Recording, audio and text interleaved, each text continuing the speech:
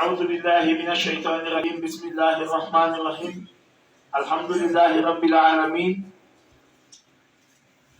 اللهم صل وسلم على سيدنا ونبينا مولانا محمد صلى الله عليه وسلم رب اشرح لي صدري ويسر لي أمري واحلل عقدة من لساني يفقهوا قولي أما بعد mes chers frères et sœurs, notre rappel d'aujourd'hui va s'accentuer sur le repentir. Yani en arabe, attends. C'est quoi le repentir? C'est repentir, c'est regretter un mal qu'on a commis ou un mal qu'on commet et qu'on décide de ne plus revenir là-dessus. Et c'est écrit quelque part, le repentir est un devoir religieux. Le repentir est une obligation pour tout croyant. Moi qui vous parle, vous qui m'écoutez, le repentir est une obligation pour nous tous. Il est même dit, que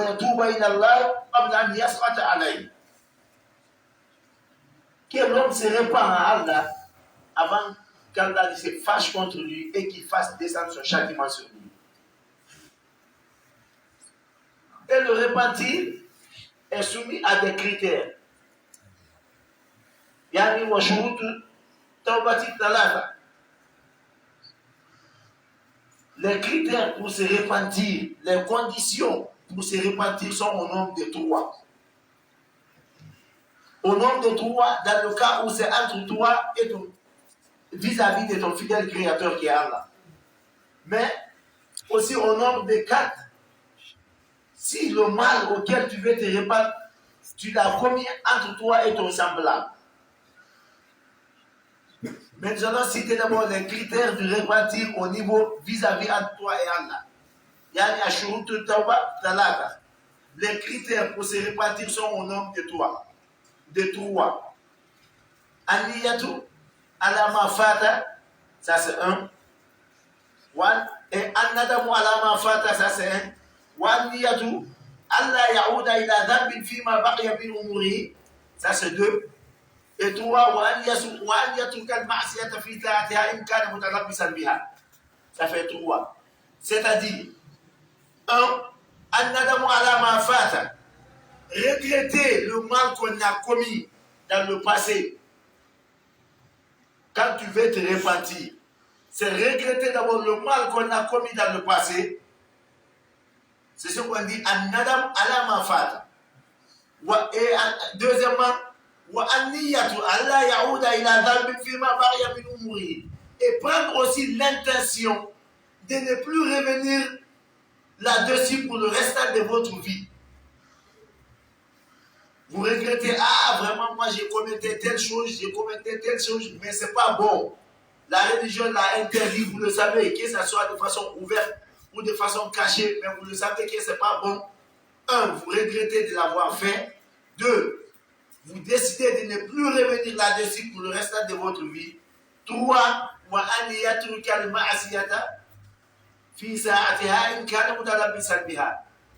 cessez maintenant de commettre ce acte. Parce que il ne faut pas dire une chose et faire le contraire. Il ne faut pas dire qu'il y a vraiment, moi je regrette d'avoir commis tel ou tel mal. Vraiment, je regrette, je demande à Allah de me pardonner et que tu continues encore à commettre les mêmes choses. Non. C'est pour cela qu'on dit en 3e position, ce que tu as regretté là, tu as décidé que tu ne reviens plus là-dessus. Il faut encore appliquer. Ne plus revenir là-dessus. Arrêtez de le faire si tu étais en train de le faire au moment où tu regrettais.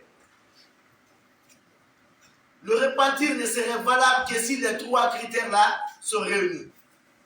Au cas où maintenant où le péché commis, c'est entre toi et ton prochain. Tu as lésé ton prochain, c'est-à-dire tu as causé du tort à ton prochain. Là maintenant, il y a un 4e critère qui est là. Il y a une autre condition aussi qui est là. Comme il est écrit, Wamina Taubati, ça fait partie du repentir. Raddul madalimi ila ahliha, ila ashabiha. Et ça fait partie du repentir que celui-là qui a causé du tort, il remet dans ses droits la personne à qui il a causé le tort. Et c'est là-bas, la shuruti talasati, après les 3 premiers critères qu'on vient de citer. C'est-à-dire, je veux que vous compreniez bien le passage. Notre rappel, c'est sur le repentir. Le repentir, c'est regretter un mal qu'on a commis et qu'on décide de ne plus revenir là-dessus. Mais pour se repentir, si le péché commis par l'homme, c'est vis-à-vis de son Créateur, par exemple, c'est un manquement à la prière, au jeûne, ça, tu n'as pas fait ça à quelqu'un. Toi, tu buvais de l'alcool, ça, tu n'as pas fait ça à quelqu'un. Et des choses pareilles comme ça. Ça, c'est entre toi et ton Créateur. 1, tu regrettes l'avoir fait. 2, tu décides de ne plus revenir là-dessus. 3, tu arrêtes de commettre l'acte là si tu le commettais.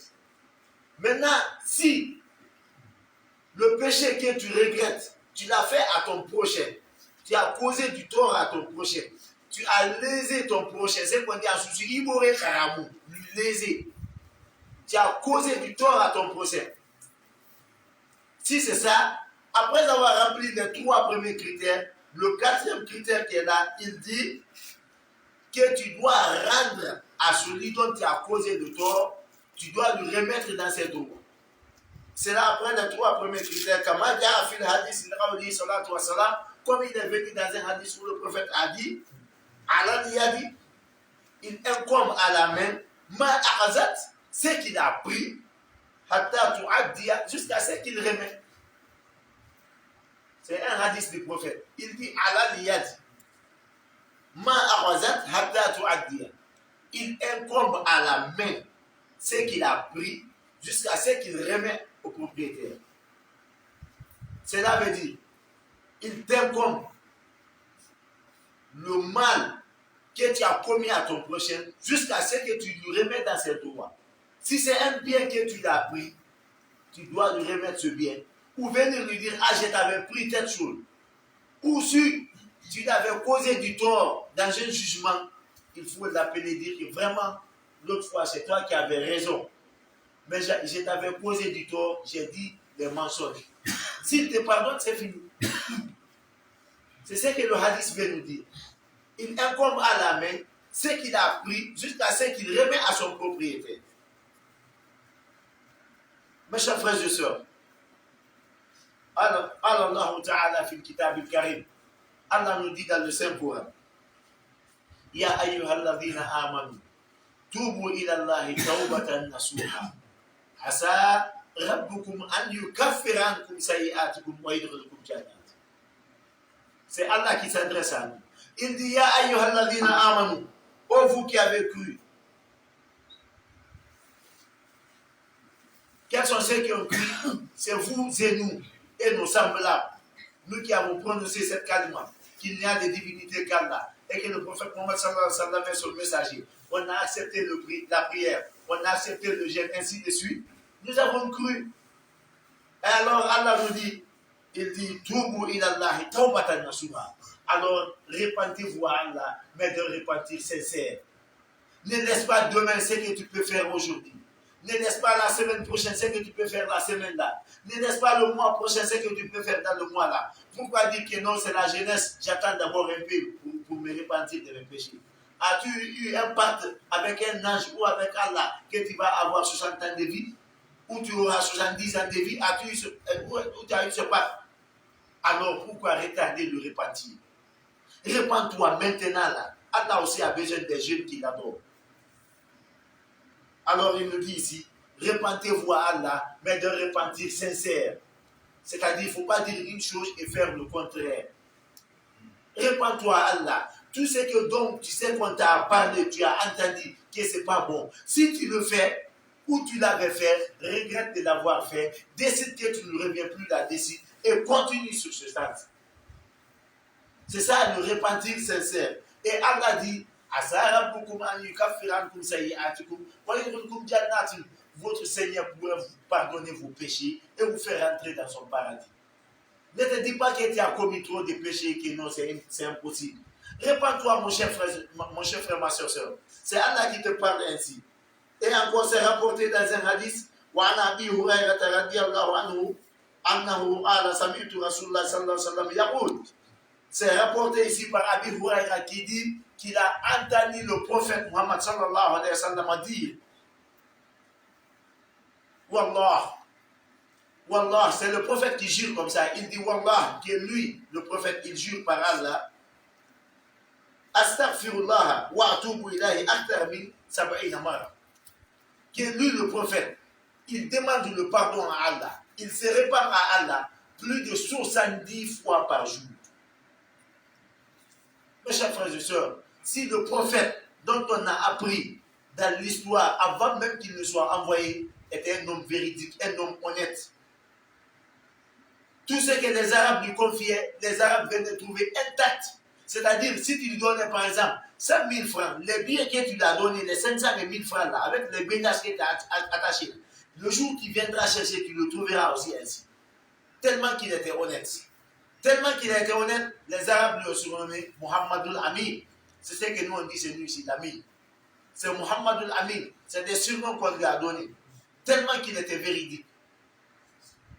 Et c'est lui qui dit ici comme ça, qu'il jure par Allah, que lui il se répand par jour. Il demande à Allah de lui pardonner ses péchés plus de 70 fois par jour.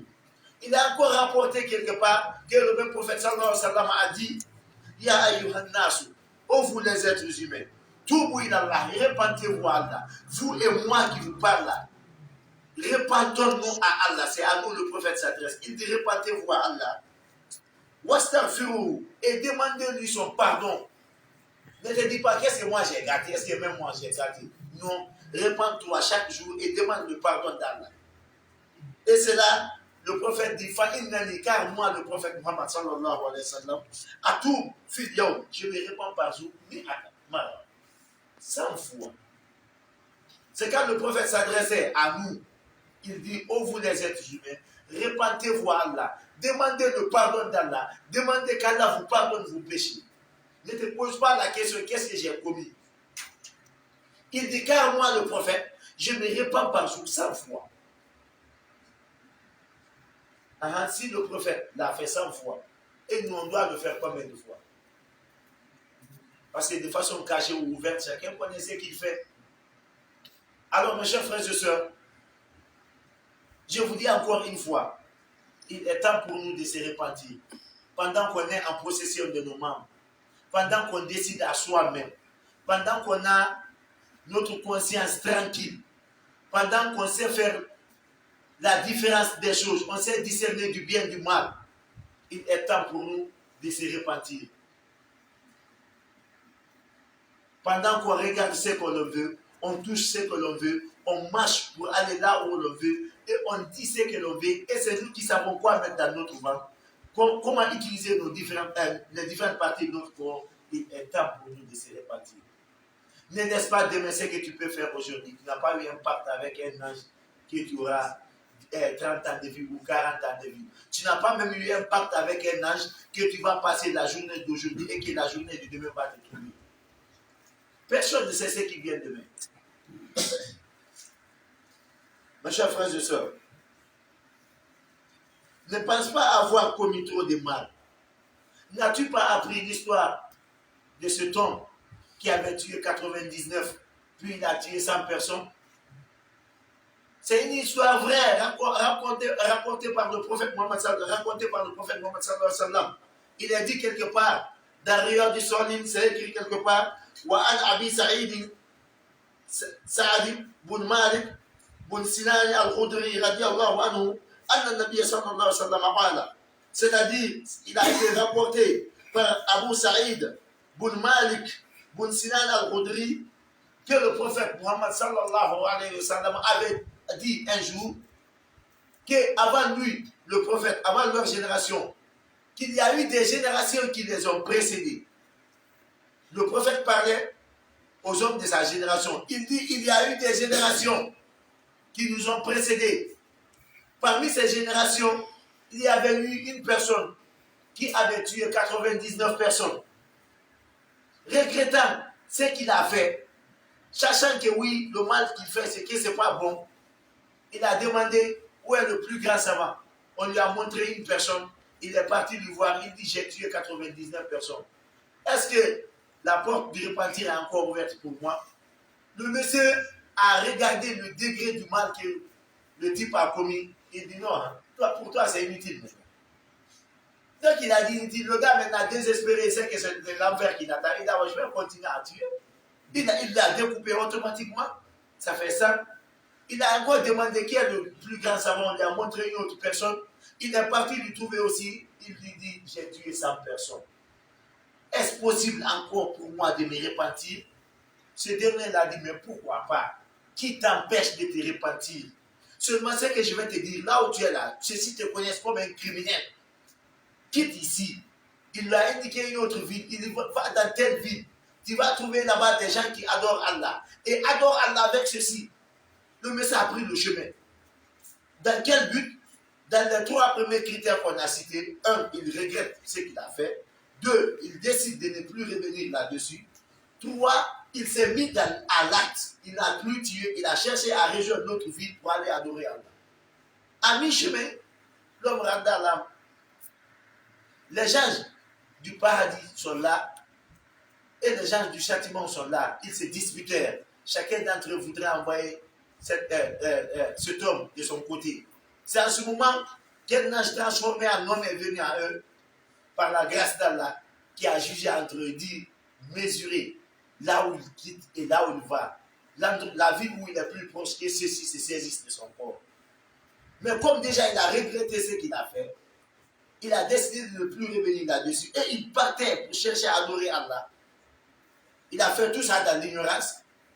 Allah lui a rapproché par la ville là où il partait. Et les gens du paradis se sont saisis de son âme et d'envoyer au paradis. Si cela s'est fait pour quelqu'un qui a tué, c'est des choses qui se sont passées avant le prophète. Mais le prophète l'a raconté aux personnes de sa génération pour leur dire qu'il n'est pas encore tard. Ce qui fait mal, c'est de dire que bon, moi j'attends d'abord, nous sommes en 2021, j'attends en 2025 pour me repentir. J'attends que j'ai 50 ans pour me repentir. Je vais continuer d'abord à faire mon mal. Toi-même, tu sais que ce mal, tu dis, je vais continuer à faire mon mal. Et tu ne sais pas quand est-ce le géant invincible qui est la mort te rencontrera.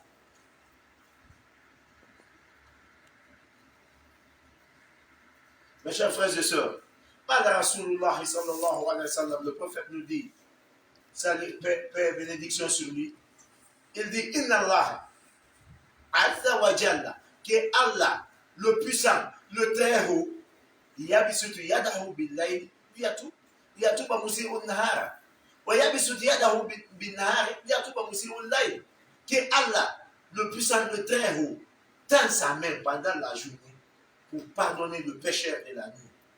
Et qu'il tend sa main pendant la nuit pour pardonner le pécheur de la journée. C'est-à-dire, celui qui a fait le mal pendant la nuit et qui l'a regretté, il ne veut plus revenir là-dessus. Pendant la journée, Allah est prêt à accepter son pardon. Celui qui a passé toute la journée à faire le mal, il a compris que c'est le mal, il regrette, mais il a décidé qu'il ne revient plus là-dessus parce que les critères sont là. S'il demande à Allah de lui pardonner pendant la nuit, Allah est là prêt à accepter son pardon. Ce même prophète nous dit encore dans un autre hadith, et ce n'est pas fini, il dit, et c'est là hatta tatulu ash-shamsa min maghribiha, jusqu'au jour où le soleil se lèvera du couchant. Le jour où le soleil se lèvera du couchant, c'est-à-dire là où le soleil se couche, chez nous, si c'est vers l'est, et c'est vers l'ouest. Le jour où le soleil se lèvera vers l'ouest, que la porte du repentir est close, plus de repentir.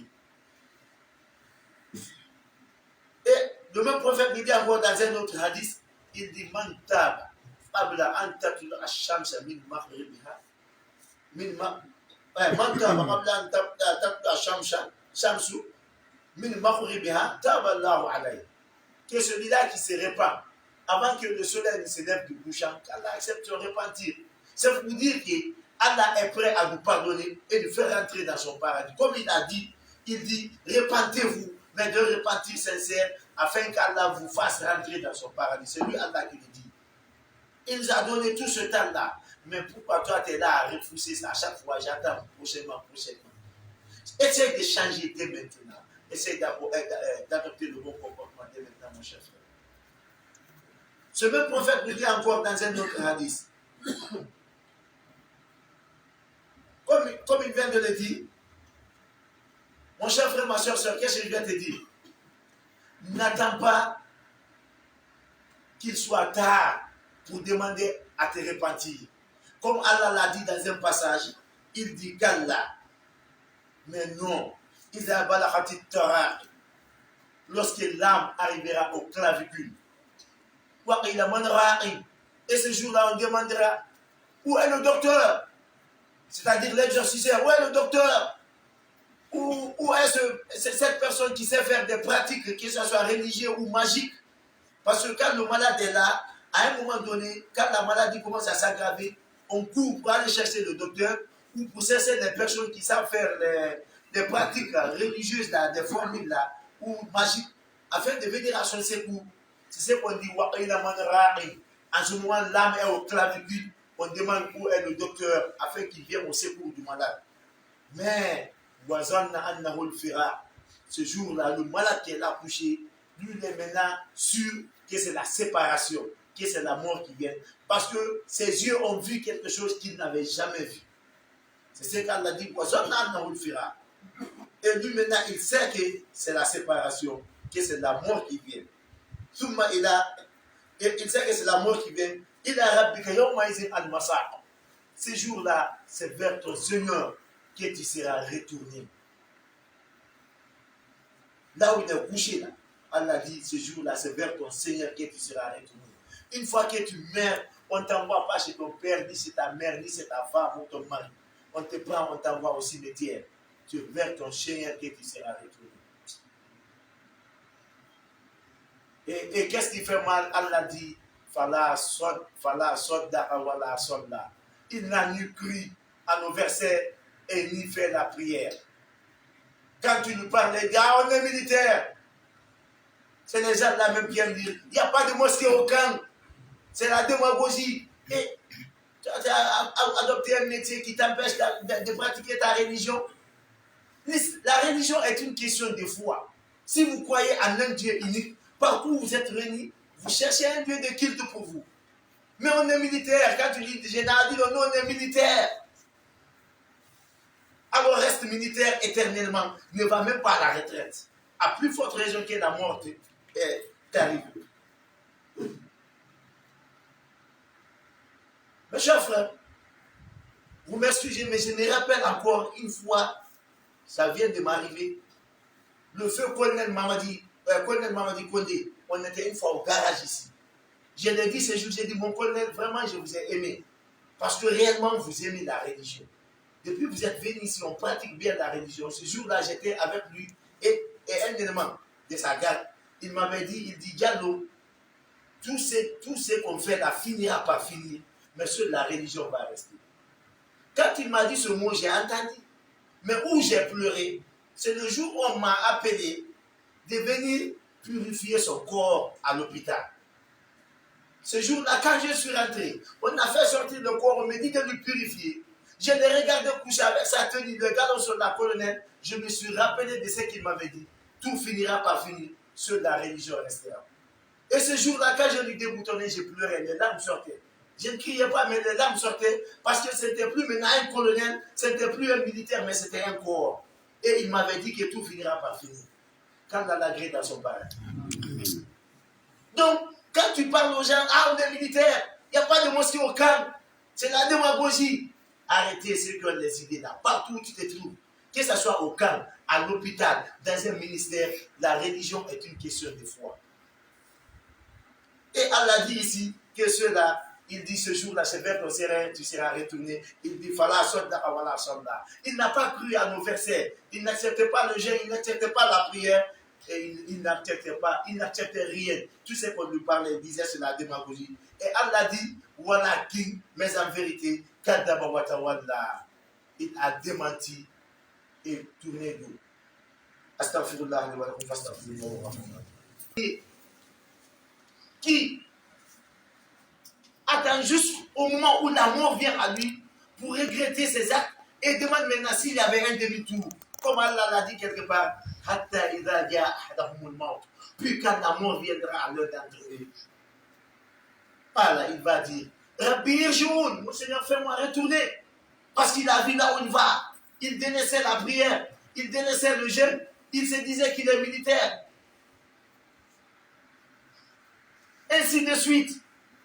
Maintenant, il a vu là où il va. Il ne donnait pas la sadaqa, il ne faisait pas il ne donnait pas le sacrifice. Il ne gênait pas, il ne faisait pas la prière, il tournait dos. Quand vous lui parlez, il dit c'est des démagogues, il peut mélanger les choses. Alors, Allah dit, puis quand la mort viendra à l'un d'entre ceux-ci, voilà, il dira, Rabbi Yeshurun, mon Seigneur, fais-moi retourner sous terre, afin que j'accomplisse aussi des bons actes dont j'ai délaissé dans ma vie. Quand on me parlait de la prière, je négligeais, je me moquais d'eux, je disais c'est la démagogie. Mais quand là, mais non, ce ne sont que des paroles inutiles que c'est désespéré pour nous. Allah dit qu'il a déjà derrière une barrière jusqu'au jour de la résurrection. Il n'y a pas de demi-tour. Mes chers frères, mes chers frères et sœurs, encore une fois, je vous dis, n'attendez pas demain ce que vous pouvez faire aujourd'hui. L'armée ne nous empêche pas de pratiquer notre religion.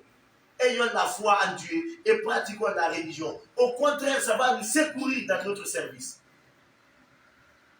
Et ne pense pas aussi avoir commis trop de mal pour dire que bon, tu ne peux pas te repentir.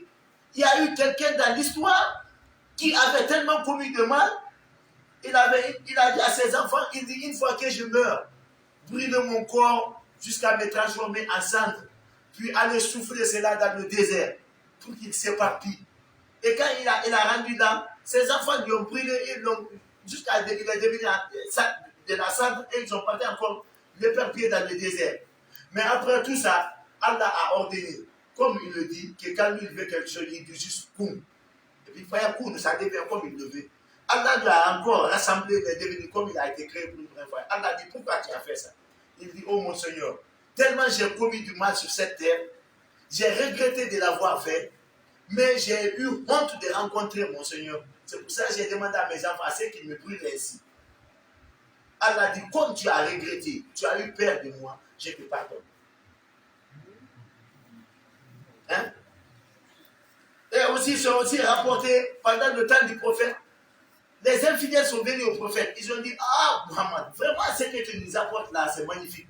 Comme quand je parle à quelqu'un m'entend, il dit, vraiment, tes prêches là sont bons. Vraiment, c'est magnifique. Il dit, mais le problème est que nous, on a commis trop d'excès. On a tué beaucoup. On a commis trop de fornication. On a bu trop d'alcool. Ils se sont mis à citer comme ça les mal, les mal, les mal. Quand ils ont cité, à la fin, Allah a envoyé un verset. Allah dit au prophète, il dit, Muhammad dit, Ya ibadi alladina, asrafu ala anfusihim. Vous, mes serviteurs, qui avez commis trop d'excès à vos propres détriments, la ta'natu min rahmatillah, ne désespérez pas du miséricorde d'Allah. Vous, mes serviteurs, qui pensez avoir trop bu, vous, mes serviteurs, qui pensez avoir fait trop de fornication, vous, mes serviteurs, qui pensez avoir passé des années sans prier, des années sans jeûner, ainsi de suite, Allah dit, la ta'natu min rahmatillah, ne désespérez pas de la miséricorde d'Allah. C'est un verset coranique, c'est le Surat 39, verset 53, c'est écrit même en français. Surat 39, verset 53. Il dit, la ta'natu min rahmatillah, ne désespérez point de la miséricorde d'Allah. Et ensuite, il dit, Inna Allah yaghfiru dhunuba. Allah pardonne tous les péchés, mais si c'était limité là-bas, c'est qu'on ne sait pas quel péché. Mais Allah dit, Inna Allah yaghfiru dhunuba. Allah pardonne les péchés. Et ensuite, il a dit, Jami'a. C'est-à-dire tout. Quand il dit tout, quand toi tu dis, ah mais moi je vivais, il a dit tout. Ah mais moi je ne priais pas, il a dit tout. Ah moi je commets, il a dit tout. Qu'est-ce que tu décantes là? Inna Allah yaghfiru dhunuba jami'a. Allah pardonne tous les péchés. Innahu, car lui Allah, huwa al-Ghafour, c'est lui le pardonneur. Ar-Rahim, le miséricordieux. Seulement mes chers frères et sœurs, ce qui est mal, c'est de comprendre que ce n'est pas bon et dire non, je vais continuer d'abord jusqu'à telle date, jusqu'à telle année. As-tu eu un pacte que tu auras 60 ans de vie, 80 ans de vie, 60 ans de vie? As-tu eu un pacte que la semaine prochaine te trouvera en vie? As-tu eu un pacte que le mois prochain te trouvera en vie? Non. Alors, répentez-vous dès maintenant. Tout ce que vous savez que vous faites, que c'est le mal, dès maintenant, arrêtez de le faire. Si vous l'avez fait à votre prochain, ayez le courage de lui demander. Si il y a certains mal qu'on n'a pas le courage de le dire, parce que ça peut créer une panique, alors tais-toi comme ça et arrête de le faire. Qu'Allah nous facilite la bonne compréhension. Qu'Allah guide nos pas. Qu'Allah protège nos familles. Qu'Allah protège l'armée guinéenne. Qu'Allah grandisse l'armée guinéenne. Qu'Allah fasse vivre l'armée guinéenne dans l'aisance. Ce comité qui nous dirige actuellement, qu'Allah guide leurs pas. Qu'Allah leur accompagne dans leurs initiatives. Qu'Allah soit leur protecteur. Qu'Allah fasse que le peuple de Guinée soit toujours fier de nous. Qu'Allah fasse que le peuple de Guinée soit fier de l'armée guinéenne. Qu'Allah guide nos pas. Qu'Allah grandisse notre école, si on fait pour nous, car c'est une école sous-régionale, qu'Allah la bénisse pour nous, qu'Allah fasse régner la paix dans les garnisons militaires, qu'Allah fasse régner la paix dans l'ancêtre de ce camp samourien. ربنا تقبل منا انك انت السميع العليم ربنا تقبل منا انك انت التواب الرحيم ربنا تقبل منا انك انت السميع الدعاء نصر من النار وفتح قريب وبشر المؤمنين ان محمد صلى الله عليه وسلم